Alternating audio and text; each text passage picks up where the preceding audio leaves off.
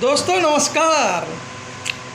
हम अपने केस में स्वयं जज नहीं हो सकते और आपका केस कई बार ये देखा गया है कोई दूसरा और अच्छे से रखता है। जी हाँ, इन्हीं दो आम सहमति की बॉर्डर्स में हम राहुल गांधी की दुविधा के पन्नों को पढ़ने की कोशिश करेंगे जो उन्होंने स्वयं कहीं न कहीं रचे हैं और पढ़ेंगे हम अलग अलग चश्मों से, अलग अलग नज़रिए से। वायनाड के लोगों के नज़रिए सबसे पहले अगर पढ़ें तो 2019 में जब काफ़ी कुछ पुलवामा और जो बालाकोट की परिस्थितियों में जब फुटिंग काफ़ी डगमगा रही थी और उस समय जब उनके स्वयं के घर अमेठी ने भी कहीं न कहीं मुंह मोड़ लिया था तो वायनाड की जनता ने उन्हें खुले मन से अपनाया था। आज वो जनता, उसका हक है पूछने का, उसका हक है पोस्टर लगाने का शहर में कि राहुल हमें छोड़ के ना जाएं। राहुल गांधी उन्हें कैसे छोड़ सकते हैं, ये सोचने की बात है। तो दूसरी ओर आज की परिस्थितियों में आज जो देखें तो वायनाड से कहीं बड़ी लकीर जो है उत्तर भारत में रायबरेली ने खींच दी है। रायबरेली के लोगों ने जो लकीर बहुत बड़ी खींची है वो भी तो कुछ कह रही है, लेकिन वायनाड की लकीर अभी भी बहुत गहरी है, उसे मिटाया नहीं जा सकता। और रायबरेली की लकीर एक और आगे बहुत दूर तक जिस हिसाब से चीज़ें चल रही, अभी इंडिया गठबंधन सत्ते से दूर है और आगे आगामी विधानसभा इलेक्शंस भी हैं उत्तर प्रदेश में और कांग्रेस का स्वयं को जो उत्थान होना है समाजवादी पार्टी के साथ, तो वहाँ पर रायबरेली एक अहम सेंटर है, ज़रूरत है और एक त्याग भी मांगता है। तो इन परिस्थितियों में राहुल गांधी की दुविधा है और राहुल गांधी अब न्याय कैसे करेंगे कोई ये सोच सकता है। अरे भाई, जब न्याय की बात आती है तो घाटा मुनाफा नहीं देखा जाता, लेकिन दूरदर्शिता और विजन की भी बात होती है। न्याय की बात करें तो राहुल गांधी को तो दोनों को नहीं छोड़ना चाहिए, पर जो कॉन्स्टिट्यूशनल लिमिटेशन है उस हिसाब से राहुल गांधी जी को तो एक रास्ते पे चलना ही है, दो राह पे वो चल नहीं सकते हैं। तो न्याय तो यही कहता है कि राहुल गांधी को अंततः दोनों सीटें ही छोड़ देनी चाहिए। जी हाँ, अंततः दोनों सीट उन्हें छोड़नी ही पड़ेगी। फिलहाल अभी जो प्रतिनिधित्व की बात है, जो जनता ने जिम्मेवारी दी है, तो उस हिसाब से जो डिसीजन है तो वो डिसीजन के लिए तो एक सीट कम से कम उनको रखनी ही पड़ेगी, रायबरेली या वायनाड की। लेकिन याद रखिए, इंडिया गठबंधन सत्ता में नहीं है, बिना सत्ता के उनका न्याय पत्र पूरा हो नहीं सकता है। इंडिया गठबंधन का, कांग्रेस का तो संपूर्ण कंप्लीट जस्टिस भी नहीं हो सकता है बिना इस अथॉरिटी के। तो इस लिहाज से आज की परिस्थितियों में राहुल गांधी को अभी टेम्पररी रूप में रायबरेली को की जनता का प्रतिनिधित्व रखना पड़ेगा। टेम्पररी इसलिए कहता हूँ कि वायनाड के लोग नाराज ना हो। हाँ, एक लगाव है, जो लगाव है उस लगाव के लिए निश्चय ही प्रियंका गांधी जी को वायनाड जाना चाहिए था। अगर प्रियंका गांधी जी शुरू में ही रायबरेली के लिए राजी हो जाती तो आज ये दुविधा शायद उत्पन्न ना होती। दुविधा यही नहीं है, दुविधा और भी है, एक तीसरी नज़रिए में बहुत बड़ी दुविधा है।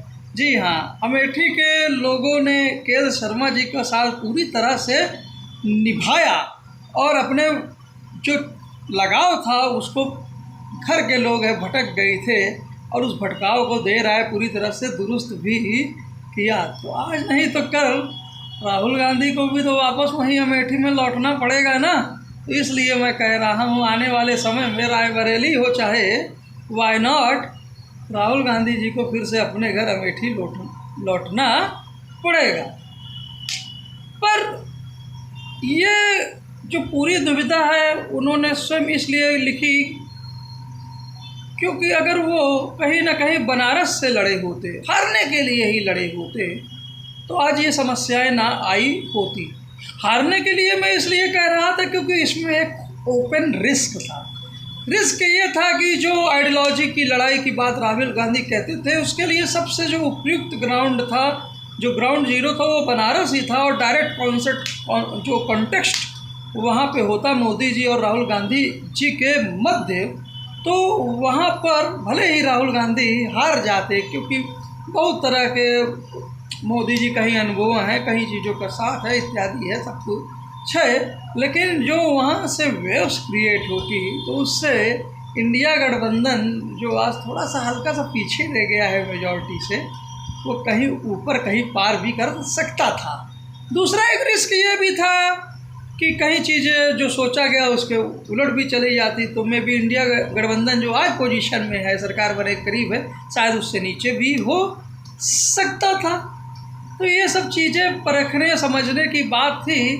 दुर्भाग्य बस जो आज CSDA की पोस्टपोल सर्वे इलेक्शन के जस्ट बाद आया जाया करते हैं या दूसरे एजेंसीज के सर्वे, इलेक्शन के पूर्व वो यही सब बातें खुल के नहीं बोल पाते हैं और एग्जिट पोल खूब मुस्कुरा के अंदर से छुप के डरा सहमा होकर बाहर से मुस्कुरा के खूब इत्यादि 400 को बताता रहता था।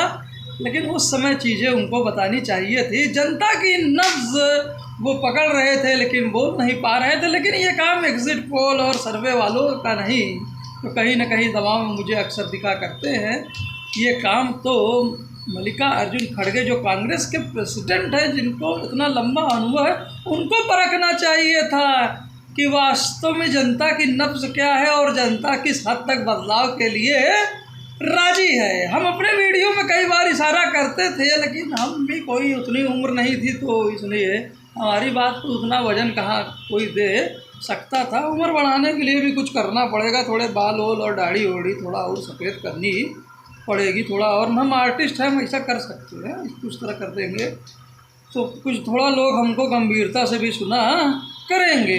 खैर, अगर खड़गे साहब भी बनारस में नेतृत्व ले लिए होते, वही ले लिए होते, अनाउंस कर दिए होते, तो जो अति पिछड़ा और दलित वोट है जो कांग्रेस की तरफ थोड़ा शिफ्ट होता दिखा है, खासकर नान जाटो इत्यादि, तो वो और भी क्या बोलते हैं शिफ्ट और अच्छे से डिसीजिव वे में पूरा ऑल ओवर इंडिया शिफ्ट हो रहा था। कर्नाटक में DK शिवकुमार जी जो इतनी मेहनत की है उसमें रंग आ जाते, 14-15 सीट तक पहुंच जाते, तो गुजरात में 1 सीट और बढ़ जाती, राजस्थान में भी बढ़ोतरी होती, बिहार में भी कुछ और अच्छे रिजल्ट आते और कांग्रेस कहीं ना कहीं 130-40 के करीब और इंडिया 320 के ऊपर दिखाई पड़ रही होती। लेकिन खड़गे साहब भी कहीं ना कहीं अपनी मर्यादाएं जानते हैं। पुराने बड़े नेताओं में कुछ आपसी संबंध होते हैं। जी हाँ, मोदी जी और खड़गे जी आपस में एक मर्यादा हमेशा रखे हैं। मैं देखता आता हूँ, मैं खुश हूँ। जनता को भी ये मर्यादा हमेशा रखनी चाहिए, हमेशा पॉलिटिक्स ही नहीं होती है। लेकिन ये बातें मुझे उस समय सही लगती थी जब अटल जी का, आडवाणी जी का समय हुआ करता था, जब कुछ मर्यादाएं रहती थी, जैसा भागवत जी इशारा कर रहे थे। परंतु आज के गुजरात के व्यापारिक परिस्थितियों में जहां कम्पिटिटिव कोऑपरेशन की बात अक्सर मोदी जी किया करते हैं, तो मोदी शाह जी काफ़ी कठोर हो जाते हैं अपने विरोधियों पे। तो इन स्थितियों पे भी इंडिया गठबंधन को सोचना चाहिए। आज कांग्रेस की राहुल गांधी की सबसे बड़ी जो उपलब्धि है वो ये नहीं है कि राहुल गांधी जी बस सत्ता के करीब एकदम मतलब पूरे बहुमत के करीब पहुंचा दिए थे, बल्कि ये है राहुल गांधी जी की जो पूरी की आज उन्होंने कांग्रेस को एक पार्टी से कहीं अधिक अपने जो स्ट्रैटेजीज हैं, जो सामंतवादी प्रवृत्तियाँ सब इनके पार्टी की अंदर थी, जैसा कि विधानसभा इलेक्शन में देखा गया, उसके उलट जा और आज की परिस्थितियों में सोशल जस्टिस और संविधान के साथ लेते हुए एक्चुअली में फेडरलिज्म को उन्होंने मजबूत कर दिया है, रीजनल एस्पिरेशंस के झंडे को बुलंद कर दिया है, जिसकी शुरुआत कहीं ना कहीं भारत जोड़ो यात्रा और भारत जोड़ो न्याय यात्रा के कल्मिनेशन में मैं देखता हूँ। अक्षरों में जो उनकी जीत है, जिस हिसाब से उन्होंने मंच बिना बड़ी सहजता से इंडिया गठबंधन ने जिन्होंने उन्हें बुलाया, शेयर किया और कांग्रेस को भी फायदा हुआ, उन्हें भी, और जो थोड़ा सा अपने विषय में सेल्फिश हो गए इत्यादि हो गए, तो वहाँ पे दूसरे रिजल्ट आते भी दिखे और वो थोड़ा सा परेशान हो रहे होंगे, थोड़ा सा वो अंदर से दुखी भी होंगे। और जहाँ पे इस तरह की रैलियाँ नहीं भी हो पाई, वहाँ कांग्रेस बहुत बड़ा स्पेस अपने लिए भी खोई और जो इंडिया गठबंधन को भी दे सके। अभी बहुत बड़ा स्पेस मध्य प्रदेश में है, गुजरात में है, उड़ीसा में है, आंध्रा में है, जो वो कैप्चर कर सकती थी अपने इंडिया गठबंधन की जॉइंट रैलीज के साथ। लेकिन ये जो भी हुआ सो हुआ। अब राहुल गांधी जी की जिम्मेदारी है, और खासकर अखिलेश यादव जी के साथ मिलकर जो दो लड़कों की जोड़ी है, ये और भी जो स्टालिन साहब हैं, उधर जो आदित्य ठाकरे हैं, सुप्रिया सूले हैं, इधर जो हमारे आदिवासी लीडर्स हैं, हेमंत सोरेन साहब आदि लोग हैं, इन सब के साथ एक इंडिया गठबंधन को अब हमेशा मजबूत बनाए रहे, क्योंकि ये रीजनल एस्पिरेशंस और फेडरलिज्म को रिप्रेजेंट करता है उन परिस्थितियों में जब बहुत सी जो डिसीजंस लिए गए पिछले दौर में, चाहे वो नोटबंदी हो, जीएसटी हो, कोरोना का एकाएक लॉकडाउन हो, या अन्य भी चीज़ों के पॉलिसी मैटर्स में, या स्वयं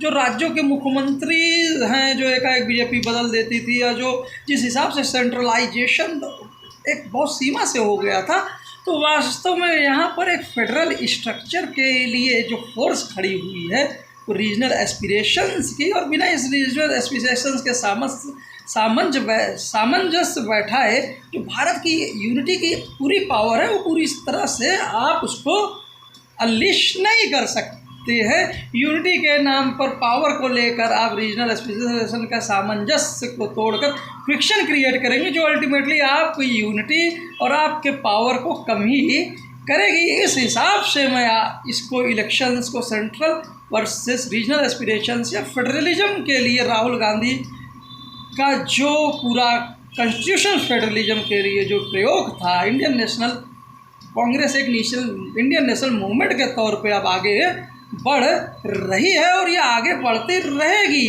जिस हिसाब से कांग्रेस ने नेतृत्व किया है, राहुल गांधी जी ने नेतृत्व किया है, अब आगे चल के सदन में स्वयं इंडिया गठबंधन के लोग आगे रिप्रेजेंट करेंगे और नेतृत्व करेंगे। भले ही लीडर ऑफ अपोजिशन कोई भी बने, लेकिन जो दूसरे लीडर्स हैं वो और मजबूती से अपनी बात रखेंगे। खासकर अखिलेश यादव जी बहुत अच्छे से रखेंगे, तो सुप्रिया सूले जी बहुत ही मतलब संयमित भाषा में बहुत तीखा प्रहार वो करती हैं।